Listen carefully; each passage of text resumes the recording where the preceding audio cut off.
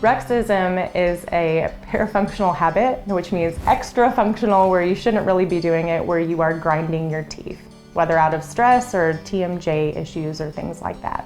Signs and symptoms of bruxism include obvious visible wear on the teeth. Teeth should be nice and pointy and cuspy looking, and sometimes you wear them down to where they're flat on the surface. You can also develop extra bone that actually is there to hold the teeth in to withstand all of the extra forces that are being put on those teeth. So you get these extra bony growths inside your mouth that we can point out to you as well.